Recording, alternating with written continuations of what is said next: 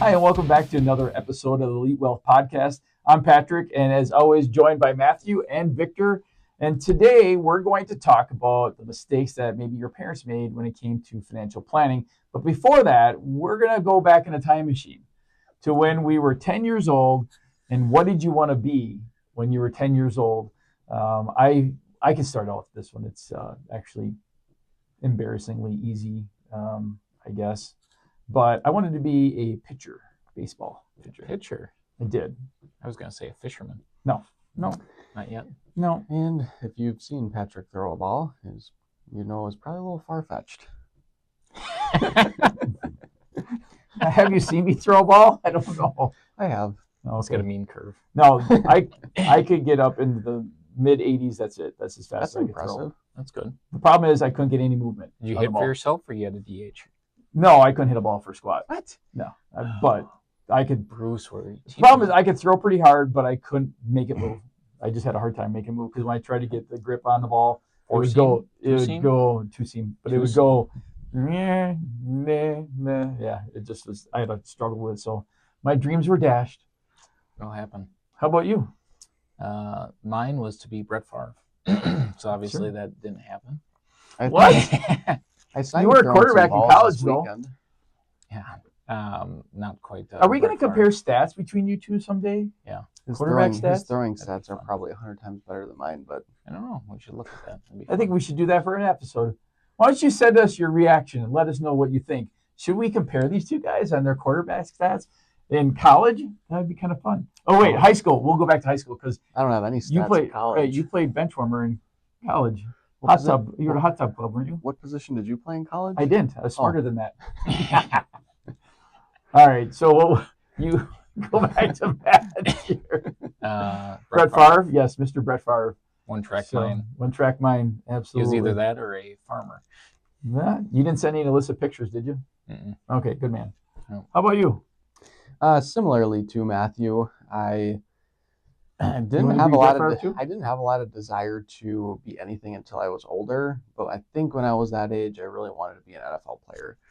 And then I got older and realized I was really slow and I wasn't quick and I wasn't that good at football.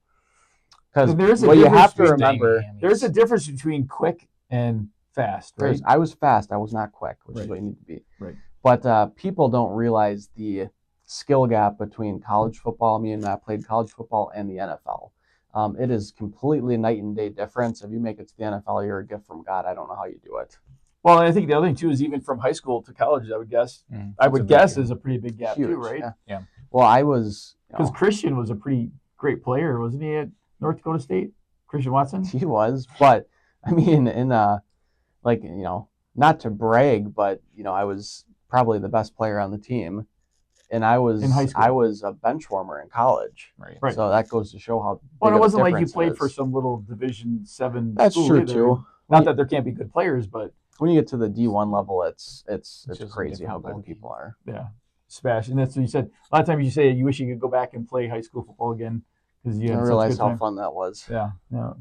What was your high school football career like? I mean, I don't think we ever really got into too far. You're pretty So, quiet. You have PTSD on that? No.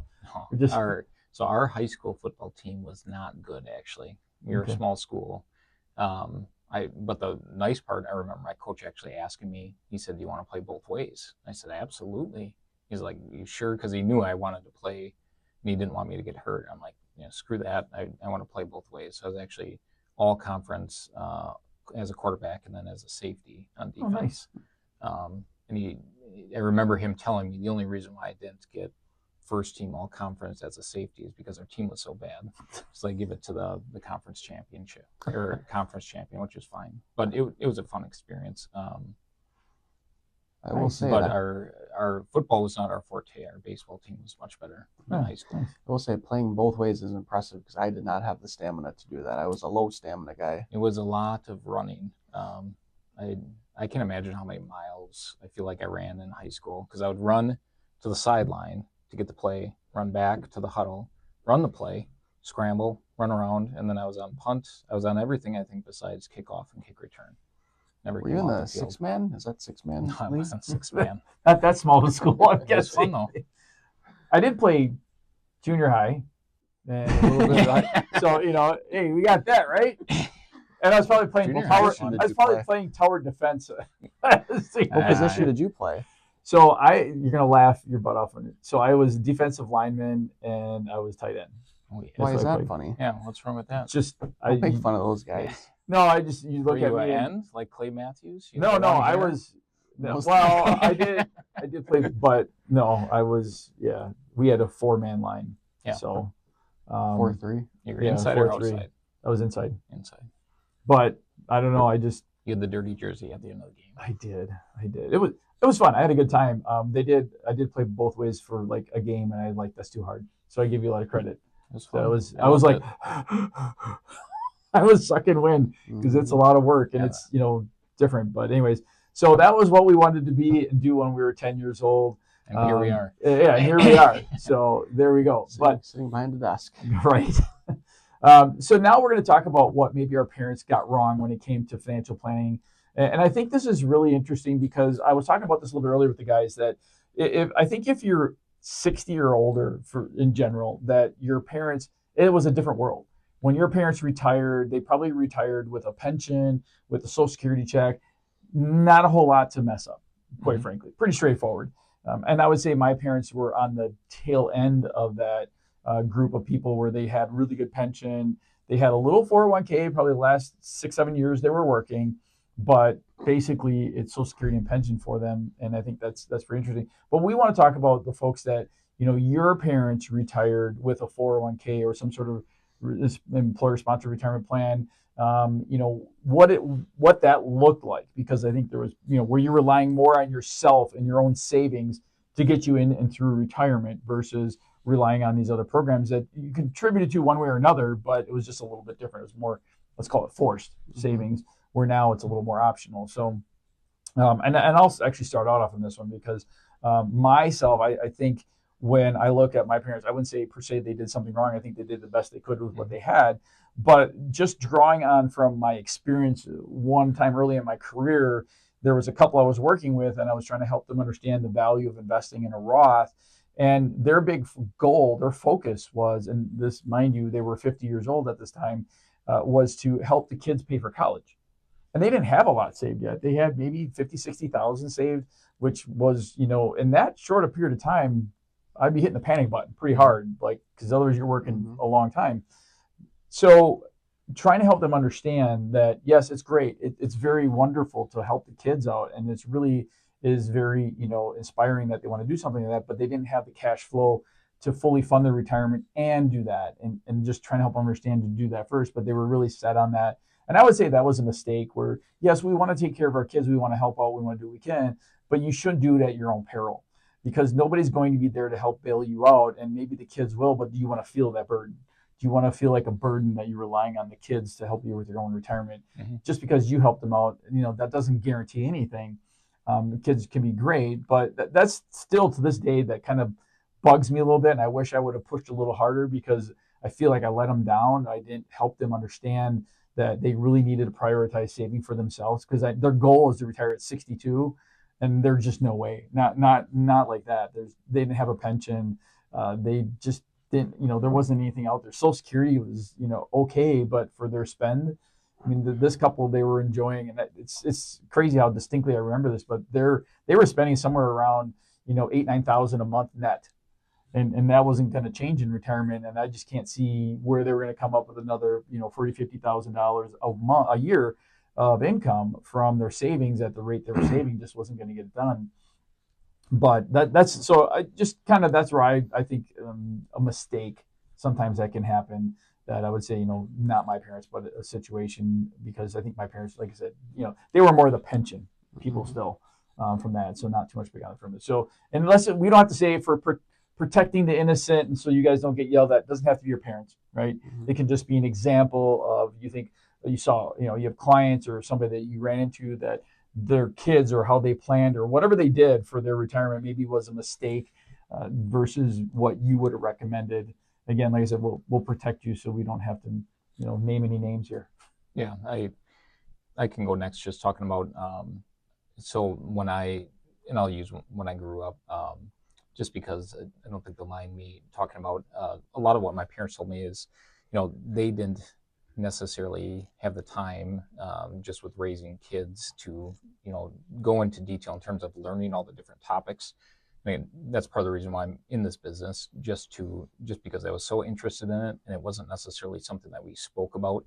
We didn't know the difference between a Roth account and an IRA account. And it's not, my parents, it's not because of them by any means. They did the best they could, but just the education and ability to talk about the different options that you have available, I think is extremely important and extremely valuable, even if you're not necessarily giving kids or the next generation money, but just to know, hey, when you start a job at 20 or 22, open up a Roth 401k and start putting in 10 to 15% of your, weekly paycheck or biweekly paycheck is a huge difference. And I think a lot of it stems from, sometimes older generations don't necessarily like to talk about their finances, which is fine, but at least talking about the buckets and the different options that are available to you, I think are extremely important. And I think something that didn't necessarily get done in many different families throughout the years. Yeah, I would say that that's definitely, the education process. And I think a lot of folks that are probably out there now getting closer to retirement, they're, even younger, right? Just knowing you may go through some finance classes in college, but I don't know. Quite frankly, I was pretty disappointed in my finance classes in college. They left a lot of things out. I felt like guided you a certain direction, maybe a little bit even, but didn't really give a fair shake. And it was very general, and it was just not, really consuming. But education is a big part of it, and that's why we do our classes too. Yeah, and with the topic of the podcast, what did your parents get wrong about retirement? It's not just saying what they did wrong. I think it's most people that aren't in the financial industry. Most people get this stuff wrong. So, I have stories about how, I'd recommend that, you save for your retirement first compared to your kids, because your kids have their whole life to work, all that kind of stuff. I would say in general, the biggest problem I see and still see is that when they transitioned away from pensions back in the day, I forget what year the 401ks came out, but essentially what happened was... Actually back in the 70s. 70s? Yeah, ERISA, Tefra. Yep. So basically what happened was companies said, I don't want these pensions on a lifetime liability balance sheet that I have to pay out as long as this person lives. So what we're going to do is we're going to create a government program, the 401ks, that companies have to offer. But that's all that happened. And then it was up to you to figure out how much you should contribute, what to invest in, all that stuff. And what most people did was they just met with the HR department once and said, the HR told them, you get a 5% match. Okay, I'll put away 5% of my money and put it in a moderately aggressive fund. That's the extent to that most knowledge that people had. And that was probably pretty knowledgeable, quite frankly, at the time, because most people didn't even know that. They're just like, what box? Hey, Bill, what are you checking? I feel like that's looks good. I mean, we joke, but that's true. Yeah. So, now because the ownership is all on you for your own retirement, you have to do a lot more work. And I don't think people did that work back in the day. We're lucky we're in the financial industry, so we kind of know what to do. But, I would say, if you get a job where you're still working, you need to figure out how much you should be contributing, what you should be investing in based on your goals to get a certain rate of return to retire with X amount of dollars. Now, I think in 1997, then they came out with the Roth IRAs. So again, it's just out there. Okay, do I put money into it or do I not put money into it? Well, it depends on your income level in retirement, what your goals are, all this different stuff. But I think Matt hit the nail on the head. It's just, getting the education in some form, because most people don't have it. And if you do have it, you'll set yourself light years ahead. You talk about saving for kids' retirements. Well, for all my nieces and nephews, I opened up UTMA accounts for them. And if you just look at my son, I gave him $1,000 at birth, and I give him $250 for every birthday and Christmas. That's cheap. You got to do more than that. Come on.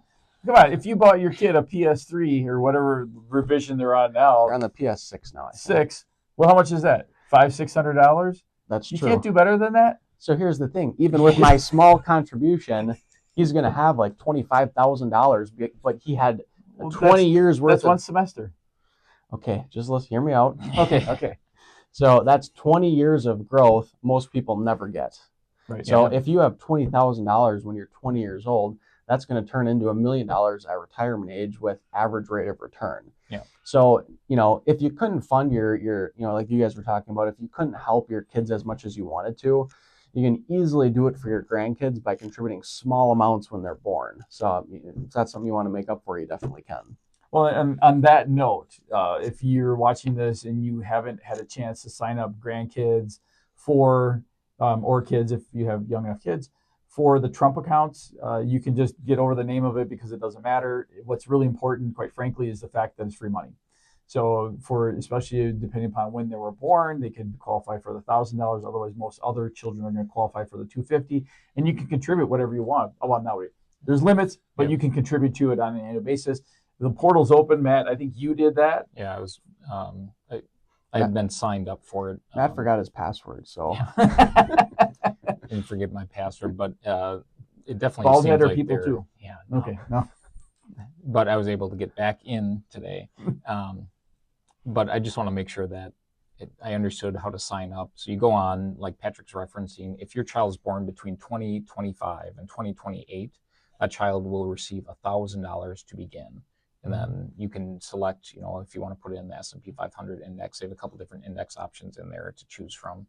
And then anyone who is actually age of 10 and under, if they don't qualify for the $1,000, when I signed up, it gives you this disclaimer that your child doesn't, qualify for the $1,000. You get most likely $250 per kid, which is the Dell family contributed Correct. billions of dollars to it. I just think it's incredible. Like that's why I said, sometimes in life we just, even if we don't like the way something's named or whatever, the value in what you're doing by taking advantage of this account and use it for what it's worth, right? I mean, I was reading that if you took it was $1,000, if your child qualified or grandchild qualified for the $1,000, and then you did for the first 5 years, you did just the max contribution.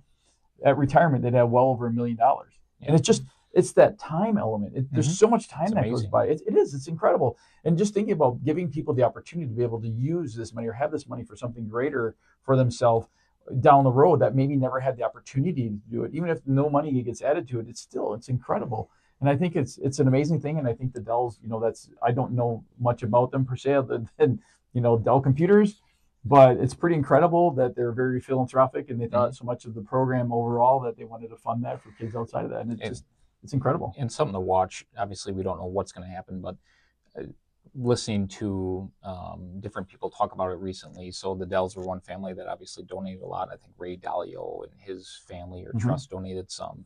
But they're looking at different private investors to donate more or donate even stock options. I know they were talking about. So again, to me, isn't Dalio? Isn't that which stock? Hedge fund. It's a fund, but wasn't the OpenAI guy going to do something too? Yeah, potentially. He was talking about doing like a stock options kind of thing. And I think they were even talking about it with SpaceX, and I figured if it was Micron or one I don't know of if the I other would do ones. SpaceX. No, but it's just something to watch, kind of with the Roth. So when the Roth came out, I feel like a lot of people with anything new, they're like, well, I don't know if I want to necessarily put my money in there. Okay, well, you don't have to necessarily contribute your money to it, but at least get the money that you already have been given, invest it so you know where it is, and then if more comes out of it, great. But you might as well take advantage of it. It's like a 401k match without having to put any money in. Right. It's pretty incredible. I mean, it's a one-timer. Whatever. Well, not necessarily. I read this article. I'm not sure if it was 100% accurate or not, but you have to get them open because another thing that can happen, like if you have wealthy individuals, let's just say in your community, that wealthy individual can contribute money to all the Trump accounts in a specific area. Correct. So you could read that too. So you could get more free money too. Correct. So like Patrick said, whether you like Trump or dislike Trump, it's called a Trump account. We have to get over that fact. It's money that's invested for your kids' future. So get that opened up. We're in the process of doing that right now, so we'll have it all nailed down here pretty shortly, but it's super advantageous. Well, and that's one of those things that, what do we get wrong? What do I would say we're saying parents get wrong? Getting emotional about investing, getting emotional about and not looking at it objectively. I think I beat that to death. I say it all the time is that emotions are one thing. If you watch my weekly, I'm always talking about, we got to put the emotions aside. We got to think logically. We got to make logical decisions. I know myself when I get emotional that a lot of times that, I make a decision emotionally, it's wrong. I make the wrong choice. I do the wrong thing, not on purpose, but just because my emotions are guiding me in that direction. Like when you're golfing, you think you can hit I the do. ball farther. So I do. There's there's nothing, we've never been there There's before. nothing more humbling than when you used to be able to hit it pretty decent not great, but pretty decent. And then you get a little bit older, and next thing you know, you're like, oh, Golf that is a doesn't go like humbling it used club to. down a little bit There's here. something wrong with my Uh-huh. golf balls. I don't Or you can hit it over the water. Like, oh, I need new clubs. Yeah, I might need new clubs. That could be it. That's a nice. That would be a great Boss's Day gift, There buddy. you go. I I'll have to appreciate work that. some overtime then. But that's all part of the conversation. That things that we would want to know. I guess maybe a better way to say is knowing what you know now. What would you do differently? Might be a better title for this show. And I think one of the things why we do so many educational classes and we don't really do the dinner seminars anymore at all is because we think educational part is so important. It's such an important, vital aspect of how we are able to deliver information to folks out there, because we know there's this thirst, there's a hunger for the basic information, because there's so much going on. There's so much difference out there as far as what this one does or that one does or what that one doesn't do or whatever. And how does this actually work? And then you also fall victim to whatever the bright shiny object is out at the time. And like I can think of Fisher Investments, and annuities are terrible. Okay, well that's a sales ploy because they want you to contact them and reach out to them. What is it really? Not necessarily. I mean, it just all depends, right? I mean, there's all these different tools out there. I was thinking about this last weekend when I was fishing with Logan on Lake Michigan. I have a Leatherman that has the screwdriver. It's got the flathead and it's got the Phillips, and it's nice because you can flip it around, move around. And I know I did it wrong, but in one of my downriggers, the handle came off, and the screw to hold it in was a hex key or was a Allen wrench. Yep. Well, I didn't have one long enough to fit in there. I had one, but not long enough. So then I took my Leatherman with the star bit or the Phillips bit, and I shoved it in there, and I was able to get enough torque on it. Not the right tool. It kind of worked, but that's kind of at the end of the day is that we want to make sure we're using the right tools when it comes to investing. We're knowledgeable about it, but that way you have the flexibility. I have a lot of tools on my boat, not enough, but I have a lot of tools on my boat, and that's because you never know what's going to come at you. Yeah. And that's why you have these different accounts. So it's knowing what I know now, what would I do differently? That's, I think, a big part of it. Yeah, I would say that's a good point. When it comes to what your parents got wrong about retirement, again, not just parents, but I think one of the big mistakes a lot of people make too is working with companies that sell specific products. Mm-hmm. You brought up annuities and Fisher and all that kind of stuff. I really like the idea, and that's actually why I decided to work here. One of my main choices is basically being able to go out on the market and find the best tool for our clients. Mm-hmm. I don't want to just have to, hit an annuity sales quota. I don't want to have to just put your money in certain mutual funds. That's why people come in all the time and they say, what's your sales pitch? I don't have a sales pitch. What are your goals? And let's figure out the best way to get there. And being an independent firm, we have the ability to do that. And I absolutely love it. I wouldn't have it any other way. Or we get a referral to come in and they're like, yeah, my buddy said you did this for him. I want to do the same thing. I'm like, hang on a second. Yeah, you might have a totally different situation. Right, totally different situation. It might lay out totally differently. The process is, the same as far as finding out what's important to you. What do you want to accomplish? How do you want to get there? And then we build the customized portfolio with the tools that we have available, which are a lot because it's pretty much almost everything out there. What makes sense for you? We've talked about that before, but I think that's one of the most important things you have to look at when finding a financial advisor. Luckily for me, this is my first interview, one of a few interviews I ever did. So this is the first and probably only job I'll ever have in my life. But being that Patrick was running an independent firm, I fell right into it. If I would have went and worked for a big company and just sold specific products, that's all I would have known. But knowing what I know now about how we operate, I think one of the most important things you have to look at when finding or interviewing for an advisor is make sure they're an independent firm. You don't want to be sold products. Well, and I think, mistakes made, or if you will, or, what did our parents get wrong, is choosing to work with an advisor because I really, really like them. I really like that person, or that person's a nephew, or that person is a uncle, or something like that, because quite frankly, a lot of times you're going to overlook things, you're going to look past things, you're going to try to explain away, and it's going to end up hurting you long term quite a bit. Where really what you want to do is, there's nothing wrong with holding your advisor accountable. I know I have some really robust relationships with some of my clients that they'll be like, Patrick, what about this or this? And I'm like, let's talk about it. And we go through it. And then after we have that conversation, like, oh, okay, now that makes sense. Perfect. Awesome. Because not every time do they understand, what is the thought process in Patrick's brain, why he did this. Right. And it's just to ask those questions, but it isn't that I just really trust them. Ultimately, I can just, whatever we do is great, and we just do whatever. Anytime somebody says that, or somebody comes in and they're like, yeah, you work with so and so, and I just really trust you. I'm like, well, I appreciate that. However, I always still want to feel like I need to prove myself. I need to prove that we do a good job for folks. But so I think that's all part of it. And I think, again, just really kind of falling in love with the advisor, not literally, but like in that concept of saying, well, I really, really like them. They're a really nice person. Yeah. Okay, great. Yeah, it's actually funny too, because I'll have some first visits with folks, and they'll be like, sign me up, ready to go. Mm-hmm. And that's more of a personality thing. Yep. You just, connect well with some people compared to others. But I always say, no, let's get you back in here for a strategy visit, and I'll actually show you the value we bring to the table. Because we want to earn your business. We don't want you to just sign up because you like us. Some people like us, some people don't like us as much. That's okay. Not everybody has to like us, because we're going to do the same thing. We're going to treat people the same way no matter what. And I think that's really important. So yeah, so definitely is, I would say that's another one. So Matt, do you have anything that you want to add on that? The two things I was thinking about, actually working with somebody recently where they brought in their child and they had started a new job.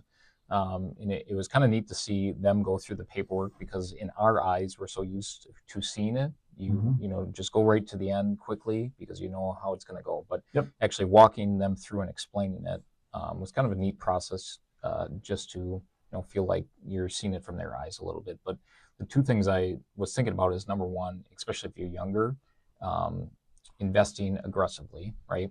So a lot of people ask you from a scale of 1 to 10, are you a moderate person? Are you an aggressive person? A lot of people in this area, in the state of Wisconsin, they're going to say, well, I'm moderate. When you say the word aggressive, they think their 401k is going to be invested in Bitcoin or something like that. Yeah, and right. Typically it's not. So if you're younger, investing more aggressively, and how big of a difference that makes. The other thing I was going to say is having multiple buckets, like we always talk about.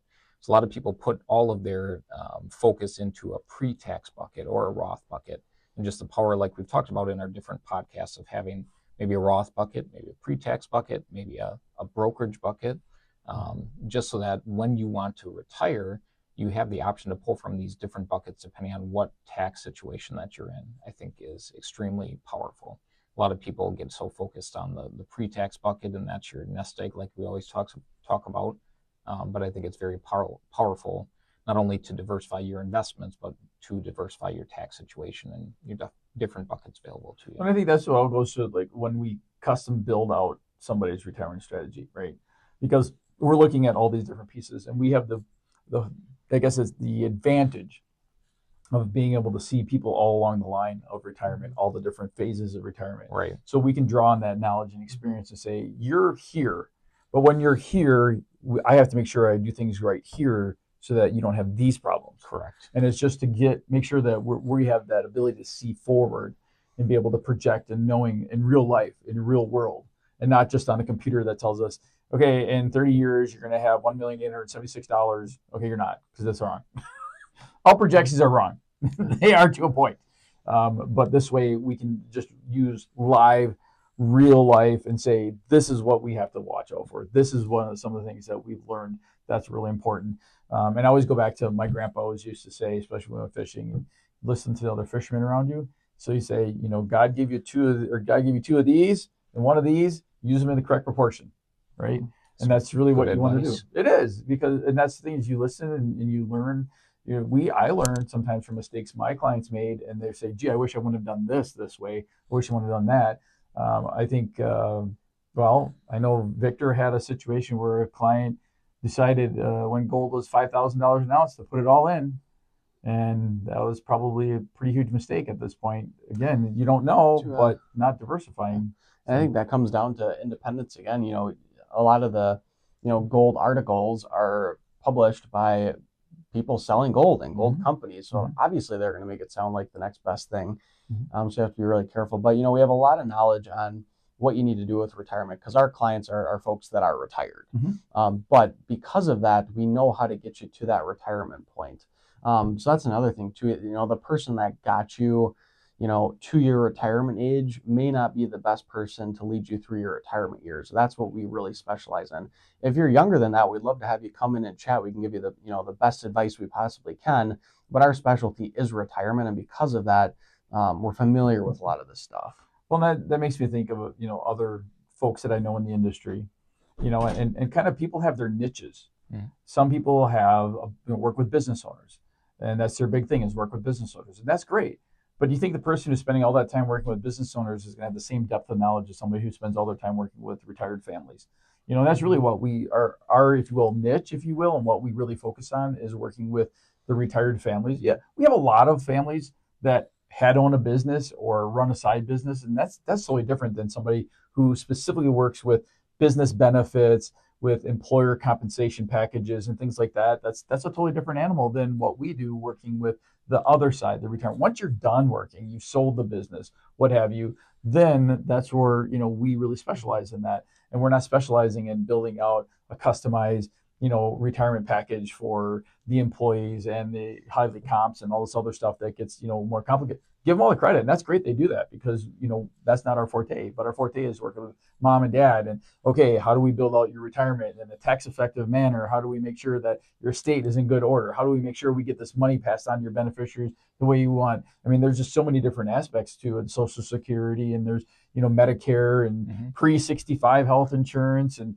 is your estate plan when's the right time to do Medicaid planning? When's all these questions that really I think we're pretty darn good at here, because that's what we focus on and we specialize in, versus having 7 different specialties. They always say when you pick an attorney, if you're picking an attorney, pick an attorney that does estate planning and does family law and does civil law and does all the 17 other things. You want to find an estate attorney who is an estate attorney planner, attorney planning, estate planning attorney. Can't talk today.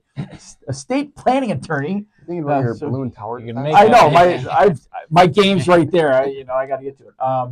But you want to work with somebody who's an elder care attorney. You want to that specializes in that kind of thing, and that's really again kind of where we fall on that end. And now as we're drawing near the end of our podcast today, is there anything that you want to leave the audience with that watches you? And it's nice that we know folks are watching, because we get feedback, which is great. So anything that you want to leave? Last thing I would say would be, we work with we work with people that are retired, but, we kind of got them all the way through retirement. So a lot of our clients that are 70, 80 years old, one last thing I'd recommend doing that a lot of people didn't do is maybe get your kids into the office. Your kids are now 50, 60 years old. Let's get them into the office and talk about how the inheritance is going to work, because we see so many mistakes all the time with inheritance and how different things are taxed and when we have to take out money, doing it in a tax efficient manner, a whole bunch of stuff we have to look at. So once you hit 70, 80, I think that's a good time, maybe once, every Christmas, sit down with your kids. Let's go over the estate plan, maybe get you into the office one time to meet with us so we can start to build a relationship, whether you want to leave the money here or not. We'll just get you set up for success with that. And then the only other thing too is I'd like some feedback on if you would like me to video Patrick golfing when he gets emotional. We were talking about emotions. It can be pretty funny stuff. So let us know. You might already have some of those. I do. I can shoot you a Snapchat. But you have to respond. Nothing personal. It is what it is, man. I'm just as bad. You're out having a good time. It's all right. Frustrating sport. It is, but and the other thing too. I'm just gonna piggyback off one thing that you said there. Is that a mistake, if you will, when it comes to getting your family involved, not getting them involved, but then helping them understand they don't have to do this alone. There's a lot of times where we see the biggest mistakes, quite frankly, is that when mom or dad passes and the children are left to take care of things, and then they're like, oh no, I'll do it myself. Invariably what happens is they make multiple mistakes and end up coming back and saying, oh, by the way, can you help me now that this is all messed up? It's just better having us do it, quite frankly, for you out of the chute. Even if, like you said, you're taking the money somewhere else, that's fine. But it ends up shortening the process immensely. And I could name off probably 5 times in the last 6 months where the kids were going to do it themselves. Great, you can do it yourself. But then they end up coming back saying, yeah, okay, well, why isn't this happening? Why isn't that happening? Because you did it wrong. Yeah. And we could have done it right the first time. So then, Matt, how about you? Yeah, I was going to say, in terms of looking at, your specific situation, a lot of people come in and they say, hey, my neighbor said this, he's doing this, or she's doing this, or my work partner is doing this for a specific reason, but they don't necessarily understand why. A lot of people hear that others in their, age range or business are doing something, they think they should be doing it. I would say just be curious, not certain. So if you hear something, that's why we're here. Again, ask the question. We can talk about, is it right for your situation or not? But again, just because someone else is doing it does not mean it's right for you. So just understanding that you have so many different options, and you don't necessarily have to do it. Yep, good points. So hopefully you're able to get some good value out of this. You want to schedule a time to visit with us, review, chat with us, you can go to the website at eliteretirementgroup.com, or you can give us a call at 715-341-8899. You can come on in, have a complimentary review. All it costs you is a little bit of your time. And I always say, and I know Victor says a lot, and I'm sure you do too, is that you can't get a second opinion from the person who gave you the first. So again, want a second opinion, give us a call or visit us on the web. Until next week, take care.